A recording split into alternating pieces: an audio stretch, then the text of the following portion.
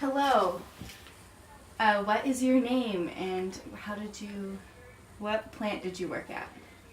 My name is Radford Converse, and I worked at the Fitzpatrick Nuclear Plant. And where's that?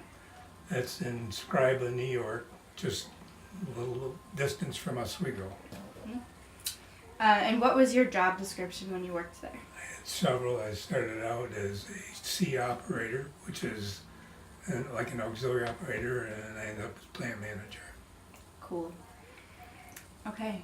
Did you go to college for nuclear power? I did not, and I went to the Navy's equivalent of college, and what that gave me was all the required engineering credits for a degree, but I didn't have the social credits like English and Okay. So how did you get started in the nuclear industry in the Navy? that's exactly how I had graduated from high school and I was going to Utica College, but I was only taking one class and I said, this is going nowhere. So I went down to see the Navy recruiter and I said, what can you do for me? And he said, well, there's this course, but it's really hard to get in. I don't think you could make it. Well, that's all I needed to say. I had to try it. And fortunately, I was able to get into it, and it was a nuclear power operator course. Nice. So from that, I spent the next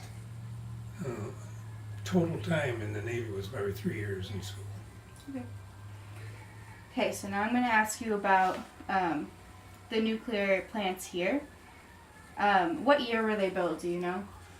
I can give you approximates, and the 9 Mile Point was, I think it was commissioned, actually went online in the late 60s. Okay. And Fitzpatrick went online in the early 70s. Okay. Was there a lot of backlash when it was built? No, there wasn't, not in this No. area, because it was provided so many high-paying jobs. Mm-hmm. I mean, every construction worker for 100 miles around was working at those facilities, and it did a lot for the local economy. Off of that, was there a lot of, I don't remember what I was going to say. Something about the backlash, but I don't remember.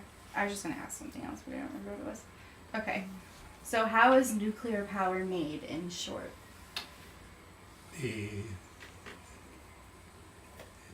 First off, are you familiar with Einstein's theory, E equals mc squared?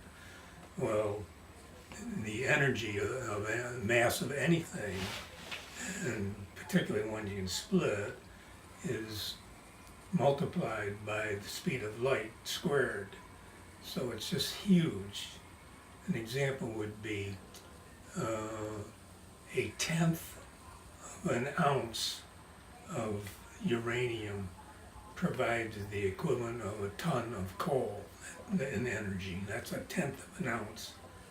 So from Einstein's theory, and Einstein actually went to the president at the time, I believe it was President Roosevelt, and wanted him to follow up on what could be done with the theory.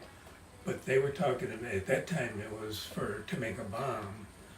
But then when they realized how much energy was coming out of this, they decided that, hey, we could make a generation plant out of this and generate electric power. And they did. In fact, Fermi did the first, what they call atomic pile, underneath the stadium in Chicago. And that was the first time that a nuclear pile went critical. So I guess it was several extremely intelligent people working through the years that eventually ended up with a nuclear generation plant that made electricity. Okay. So probably the most controversial thing about nuclear power is the waste that comes out of it.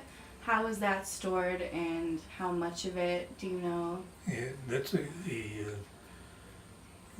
that is a problem.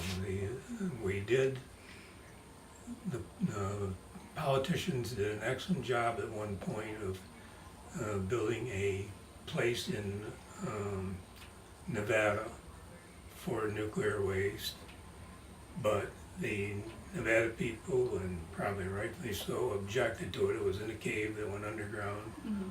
for a long, long ways. So currently, most of the nuclear waste is either stored on site or shipped to some central site, or it's sent, in Europe they're reprocessing the nuclear waste. When a nuclear fuel bundle is replaced, and they probably, and this is just a guess, probably 50% of the energy is still in it, Mhm. but it needs to be processed and put in the right format so that it can be fissioned. Why is nuclear considered a green technology? By some it is, Mhm. and by others, because of that nuclear waste, they don't consider it a green technology. But if you take if you compare it to coal, there is no comparison about how clean it is as it's making its power. Mhm.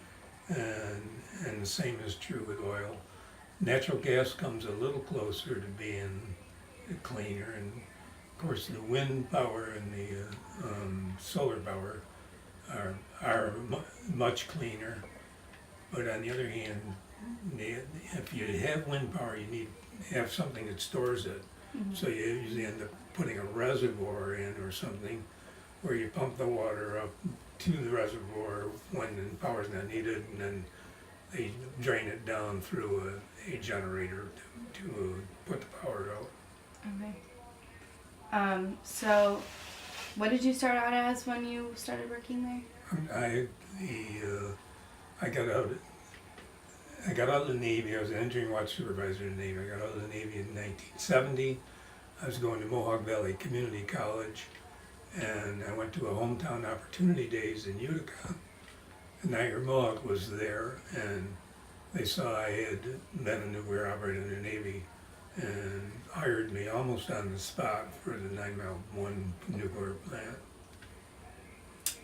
What was a typical day like in the plant? For an operator, which was probably my favorite job, Mhm. it was going to each level of the plant and listening to the equipment, lubricating that equipment that needed lubrication, looking for any leaks and things of that nature. As a plant manager, it was most times spent in meetings discussing what to do next. Mhm. Do you know the specifics of the fail-safes in the nuclear plants? I do certainly a Fitzpatrick plant in 9 Mile, but the plants have become a lot more sophisticated and, in my jaded opinion, safer now than they were even with the plants that we have out here. The United States plants are built with a negative temperature coefficient. That means as the water gets warmer, the plant wants to shut down more. The Chernobyl, for example, had a positive temperature coefficient. So as that water got warmer, as the fuel heated up, it just get going. It was like, and it just helped itself out until it finally melted the fuel. So the fail-safe devices are all based around keeping water cooling, and we have emergency generators, so we don't have to get power off-site to keep pumps and stuff operating to keep the plant cool. And generally, that's the theory they use. To back that up, though, they have a huge containment around them that should all else fail and the core meltdown, supposedly I shouldn't say supposedly, by engineering equation, the containment will capture all the radiation. Mhm. Um, so I'm just curious. When Dad comes home and he says that there's like it shut down for the day, what usually like what causes that? Do you know? Here's we just discussed some functions of how it's made safe. Mhm. Well, when the plant shuts down, even if it's a false signal, it shuts down Yeah. anyway, and then you have to go back and repair the false signal. And for anything that might become a problem, it generates a signal to shut the plant down. It's called a scram, and it inserts all the control rods, and in turn absorbs, and this may be going a little deep, in turn absorbs the neutrons that are available that create the critical mass and cause the fissions. Mhm.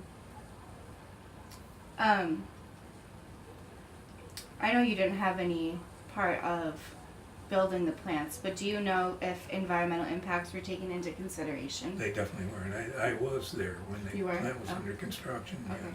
Fitzpatrick. Yeah. And do you know of any environmental impacts of nuclear power in the area? And when I wrote this question, I was mostly thinking about the lake, because they're right on Lake Ontario. Yeah, a consideration for an environmental impact of the lake would be that we take in water, warm it up, and send it back to the lake. So from that point of view, most people wouldn't consider it pollution, but there are people that do, and because you're changing the lake by virtue of the water you send back to it. Mm-hmm. As far as the radiation, there's more radiation comes from a coal plant. Radioactive material comes from a coal plant than comes from a nuclear plant. Okay. Seems weird, but they're just, a lot of it's because they're not built to handle anything coming out. Yeah. Okay. Well, I think that's it. Thank you for your time.